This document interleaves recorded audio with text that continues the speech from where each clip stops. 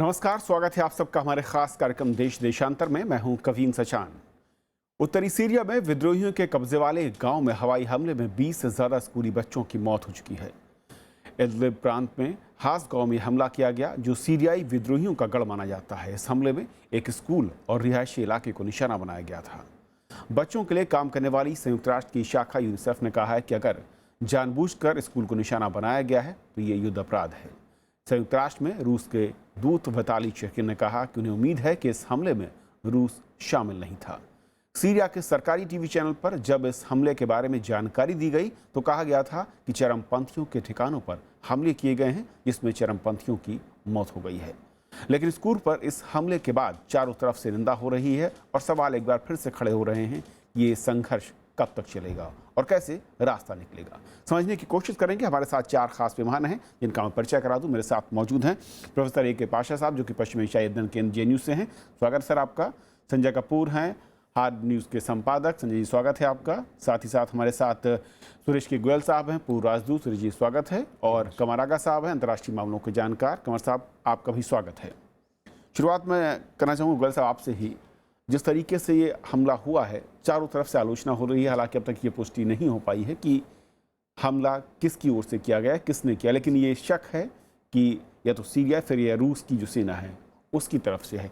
कैसे से देखते हैं जिस तरीके से अब तक वहाँ पर हमले हो रहे थे और बच्चों के स्कूल को निशाना बनाया गया? जी देखिए, ऐसा है कि बच्चों के स्कूल को निशाना बनाया गया है, ये गलत चीज़ है। एक स्कूल हो या हॉस्पिटल हो, इस तरह की जो फैसिलिटीज़ हैं, बल्कि जिनेवा कन्वेंशन में भी इस तरह के मामलों को युद्ध अपराध माना जाता है ये। लेकिन उससे पहले ये तय करना ज़रूरी है कि हुआ कहाँ से है और किसने किया है ये। जैसे कि आपने बताया कि रशियन एम्बेसडर ने कहा है, बल्कि वहाँ पर यूएन में, कि इसकी जो जांच होनी चाहिए और उसमें वो साथ देंगे उसके बारे में। तो अगर अभी तक ये तय नहीं हो पाया है कि किसने किया और कहाँ से हुआ है, तो मुझे लगता है कि जांच हो, पड़ताल हो, ये करना बहुत मुश्किल हो जाएगा, तय करना बहुत मुश्किल हो जाएगा कि ये हमला कहाँ से हुआ है। लेकिन अगर ये मालूम चल जाता है कि हमला कहाँ से हुआ, किसने किया है, ये एक इसको अपराध माना जाएगा।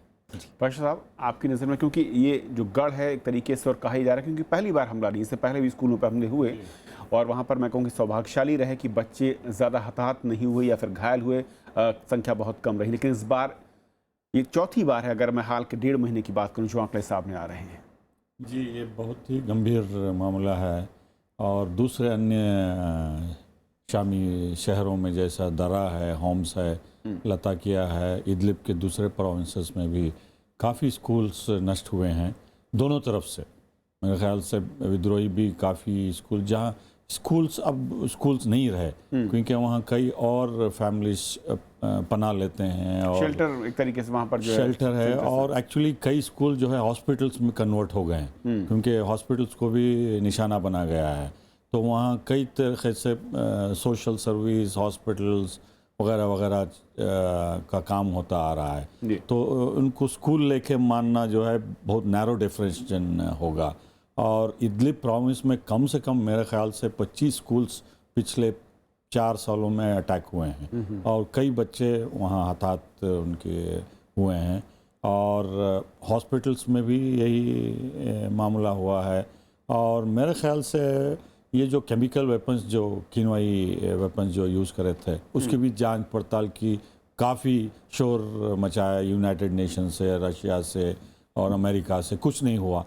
स्कूल्स पे, हॉस्पिटल्स पे ये तो आम होता जा रहा है, जो सॉफ्ट टारगेट्स जिसको कहते हैं। तो ये उसी में शामिल होने जा रहा है। ऐसा माना जाए संजय कि कब्जे की लड़ाई इस कदर, मैं कहूँ कि इसका फितूर में शब्द का इस्तेमाल कर रहा हूँ, हो सकता है शब्द बेहतरीन न लगे ये उसमें, लेकिन स्कूल, हॉस्पिटल्स ये भी निशाने पर हैं। और ये जैसा कि कहा अमित सर ने कि वाकई कन्वेंशन के लिहाज से कम उससे दूर रहना चाहिए, लेकिन आप गलती से हमला करें, समझ में आती है बात। तीसरी चौथी बार अगर उसको टारगेट बनाया जाए स्कूलों को, तो फिर समझ से परे है। देखिए, इस समय जो स्थिति है वहाँ पर कोई भी इस तरीके का निष्कर्ष निकालना बहुत ही मुश्किल होगा। देखिए, सबसे बड़ी जो कैजुअलिटी होती है इस पूरे माहौल के अंदर, वो होती है सत्य या ट्रूथ।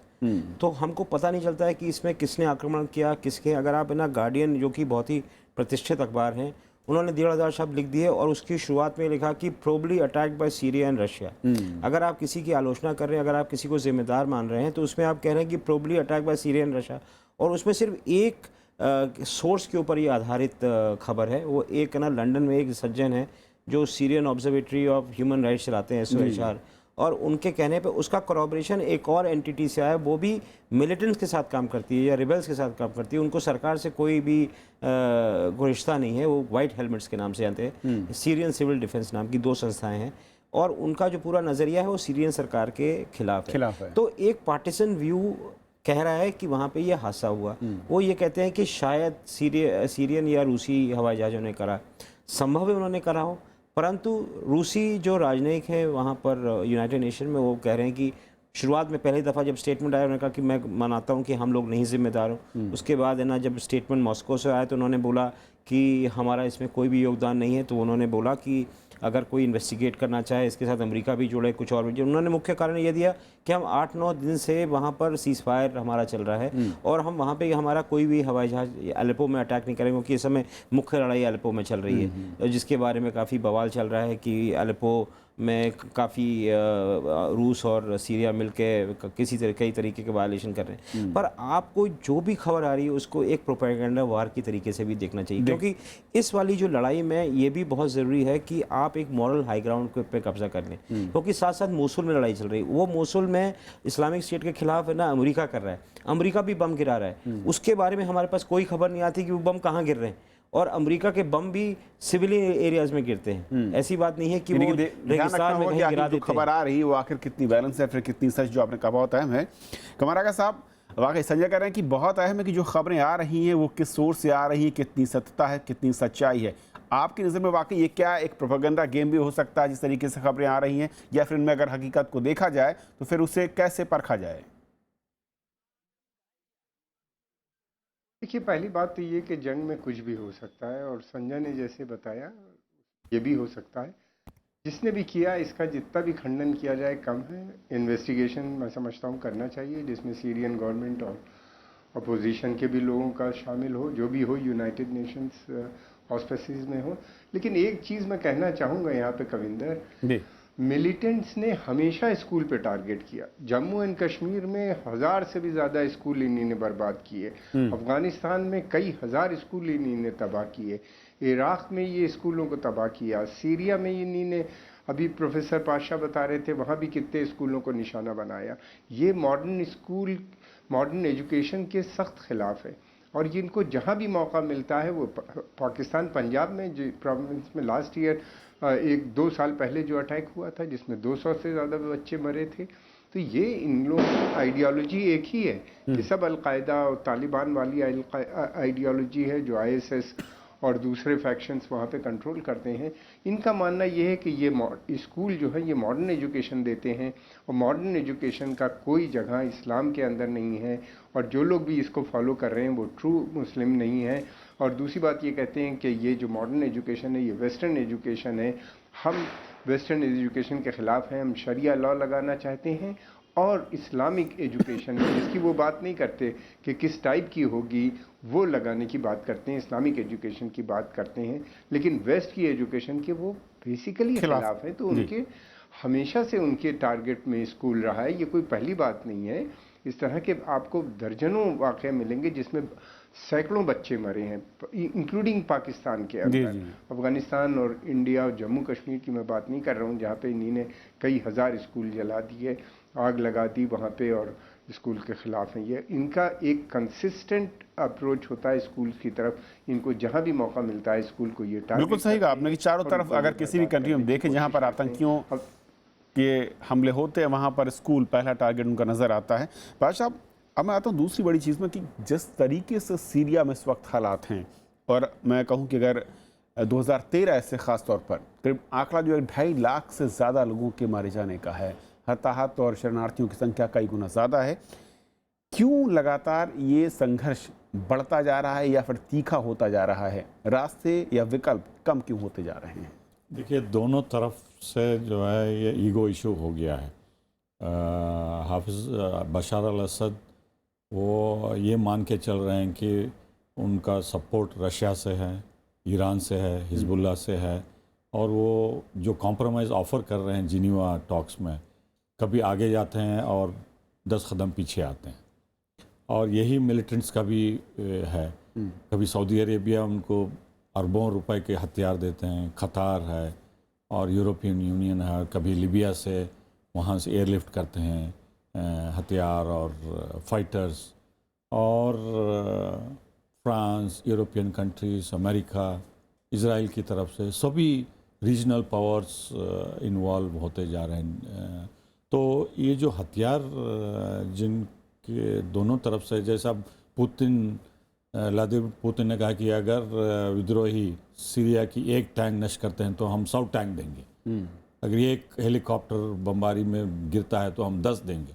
तो ये दोनों तरफ से जो है अड़े हुए हैं।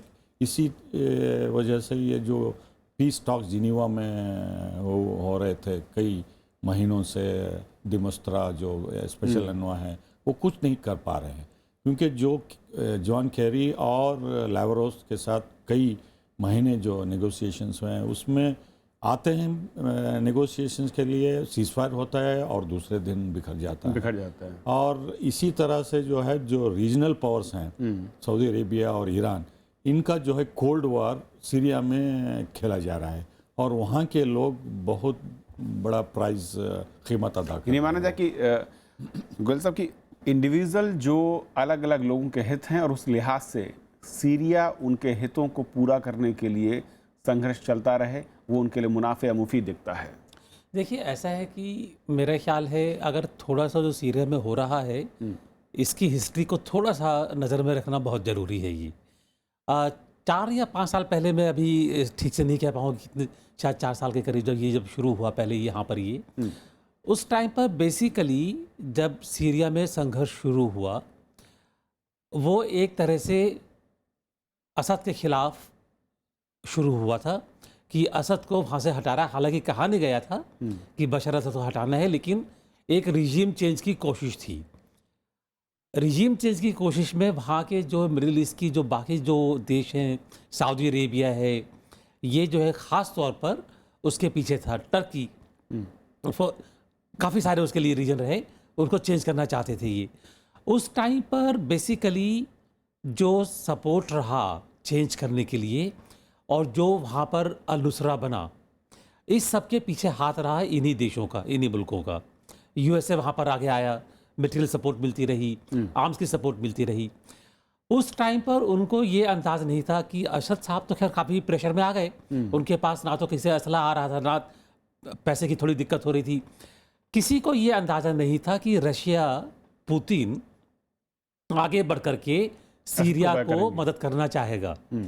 उनके अपने जो है दूसरे हित रहे हैं, उनके भी स्ट्रैटेजिक मामले में हित रहे हैं, लेकिन वो आगे आए और उनके आगे आते ही आपने देखा कि जो सीरिया में हो रहा था उसकी डायरेक्शन बदलनी शुरू हो गई। अल-नुसरा जो है प्रेशर में आना शुरू हो गया, उनको रिट्रीट करना पड़ा। ये जब रिट्रीट करना पड़ा तो अब ये ख़तरा पैदा हो गया इन बाकी मुल्कों को कि जो उन्होंने असद को हटाने के, रिजीम चेंज करने के लिए कोशिशें की थी, कोशिशें नाकाम हो रही हैं अभी। और एक तरह से ये जो हो गया धीरे धीरे असद का जो है, जो सीरिया का जो गवर्नमेंट कंट्रोल है फिर बढ़ना शुरू हो गया। मैं ये कहूँगा कि एक तरह से एलेप्पो अगर आखिरी मुकाम भी नहीं भी है, उसके बहुत करीब है ये। अगर एलेप्पो में एक्टिविस्ट की हार हो जाती है तो आप ये देखिएगा कि रशिया का इन्फ्लुएंस वहाँ पर स्ट्रॉन्ग है, will be the basically the winner, बस विनर। तो वो ये लोग नहीं चाहते हैं, तो ये झगड़े चलते रहेंगे जी। संजय, वाकई क्या यही कहानी दिख रही है कि दो बड़ी शक्तियां, एक तरफ यूएस और रूस का सामने आना, असद मात्र एक मोहरा भर हैं? ये आप कह सकते हैं, पर इसमें जैसे कहा कि बहुत सारे कई मुद्दे और भी जुड़े हुए हैं। कुछ रीजनल एम्बिशंस हैं जो कि इसमें कन्वर्ज कर गए हैं। टर्की अपने को नए ऑटोमन की तरीके से देखना चाहता है, खास कर एर्दोगन। उसको ये लगा कि छोटा मुल्क हो के उसको इतनी ज़्यादा फ़ायदा नहीं हो सकता, तो वो कॉन्टिनेंट साइज़ अपना देखने लगा। तो शुरुआत में उसने कई सारे अग्रीमेंट्स करे। सीरिया के साथ भी है ना, उसने बहुत करीबी रिश्ता बनाने की कोशिश करी। कई सारी चीज़ें गड़बड़ा गई। सऊदी अरेबिया को खौफ था कि ईरान जिस तरीके से बढ़ रहा है वहाँ पर उसका इन्फ्लुएंस बढ़ जाएगा। तो रीजनल एम्बिशंस और ग्लोबल एम्बिशंस सबका एक मेल्टिंग पॉट हो गया है सीरिया, जहाँ पर कई सारी लड़ाई एक साथ लड़ी जा रही हैं। जैसे रूस ये जानता है कि अगर यहाँ पे शिकस्त मिली तो उसके बाद उसके पास कोई पोर्ट नहीं बचता। रूस की वहाँ पे प्रेजेंस है, तारतूस में, लटाकिया में, वहाँ पर उसके करीब 25-30 हज़ार रूसी लोग रहते हैं। तो अगर है ना वहाँ पर हार असद को होती है तो पूरा पूरा रूस का बेड़ा ख़त्म होगा, उसको जाना पड़ेगा। और लीबिया में जो शिकस्त मिली थी गद्दाफ़ी को, उससे रूस को भी बहुत बड़ा झटका लगा था।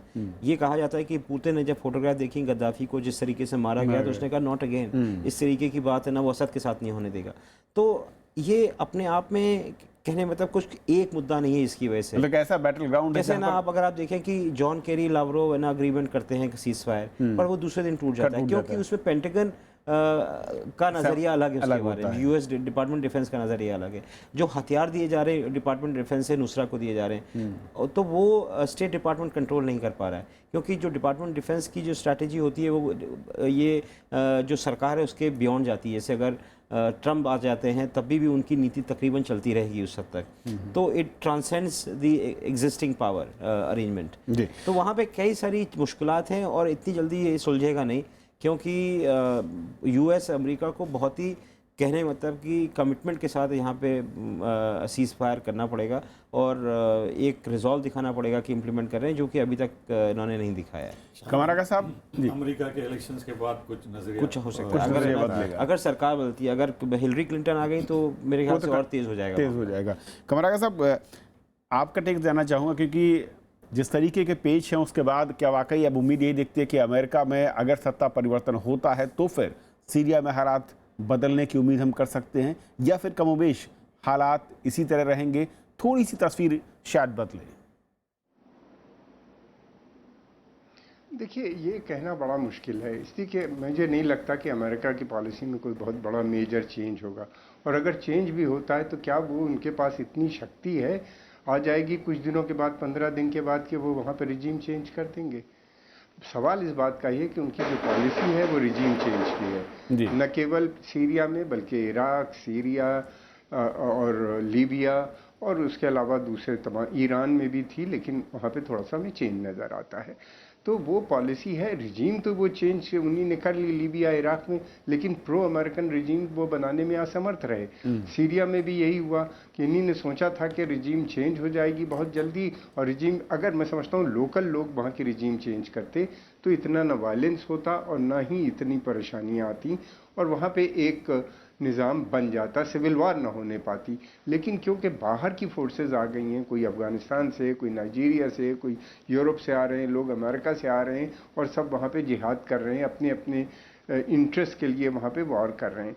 तो दूसरी चीज़ ये है कि हमको इस बात का ध्यान रखना चाहिए कि सीरिया की आर्मी का कमांड स्ट्रक्चर अभी भी बना हुआ है, और जबकि उनकी, हालांकि शिया सुन्नी भी वहाँ पे बहुत किया गया, लेकिन वो बाथिस्ट आर्मी है, वो काफ़ी सेकुलर हैं वो लोग, और सीरिया वाले लोग, आम जनता जो है बड़ी तादाद में, वो नहीं चाहते कि ये रिजीम जाए। वो भले चाहते हों कि रिजीम जाए तो डेमोक्रेसी आए, वो ये नहीं चाहते कि रिजीम जाए तो आईएसएस या नुसरा या दूसरे इस किस्म की रिजीम वहाँ पे आए। सीरिया में नेशनलिज्म भी बहुत डीप रूटेड है, मामला बहुत संगीन है, ये लोग लड़ते रहेंगे इसी तरह, और यही प्रॉब्लम बनी रहेगी। दूसरी तरफ ये है कि पश्चिमी देशों ने, सीरिया का वर्चुअल इस वक्त विभाजन हो चुका है, एक बड़े पोर्शन के अंदर बाहर के ट्रुप्स वहाँ पे बैठे हैं, और सीरियन आर्मी को ये प्रॉब्लम आ रही है कि उनको वहाँ से वो अकेले नहीं हटा सकती।